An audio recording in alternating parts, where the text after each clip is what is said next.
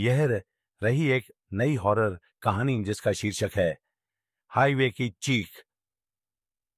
यह कहानी एक लड़के की है जो रात के समय बाइक से हाईवे पर सफर कर रहा था और उसे जो अनुभव हुआ वो उसकी जिंदगी का सबसे डरावना पल बन गया। हाईवे की चीख रात का सफर जाओ।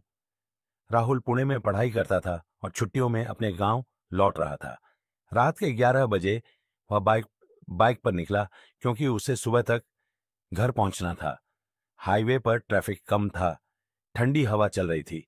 हेडलाइट्स की रोशनी में सिर्फ सड़क दिख रही थी और आसपास अंधेरा था। करीब 30 किलोमीटर चलने के बाद उसने देखा कि सड़क के किनारे एक लड़की खड़ी है, सफेद साड़ी में, लंबे बाल और चेहरा झुका हुआ। राहुल ने बाइक रोकी। आपको लिफ्ट चाहिए? लड़की ने धीरे से सिर हिलाया। कहाँ जाना है?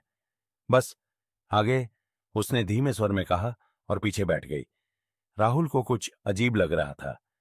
लड़की बहुत ठंडी थी, जैसे बर्फ हो। पीछे से वह कुछ बुदबुदा रही थी, शब्द जो समझ नहीं आ रहे थे। आप ठीक हैं? राहुल ने पूछा। कोई जवाब नहीं मिला। फिर अचानक उसने बाइक की गति बढ़ा दी। राहुल ने महसूस किया कि उसकी बाइक बहुत भारी हो गई है, जैसे कोई 100 किलो का बोझ पीछे बैठा हो। उसने पीछे देखा। लड़की अब वहां नहीं थी, पर महसूस हो रहा था कि कोई है।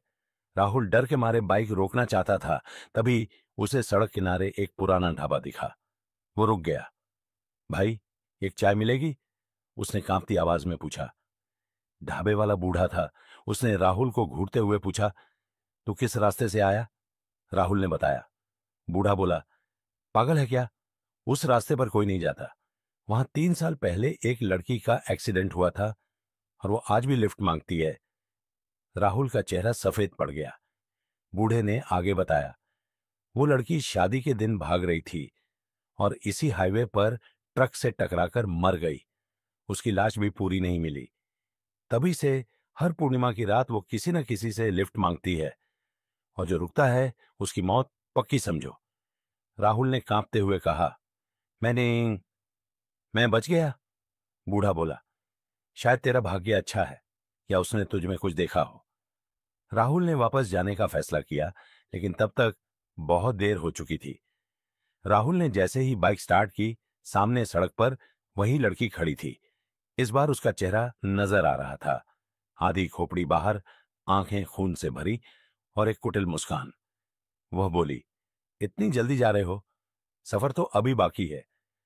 राहुल ने भागने की कोशिश की, लेकिन बाइक स्टार्ट ही नहीं हो रही थी। लड़की हवा में उठी और सीधा राहुल के सामने आ गई। राहुल की चीखें वीरान सड़क पर गूंज उठी। अगली सुबह अखबार में एक खबर थी, हाईवे पर एक युवक की रहस्यमयी मौत, बाइक सड़क किनारे और शरीर से जान जैसे खींच ली गई हो।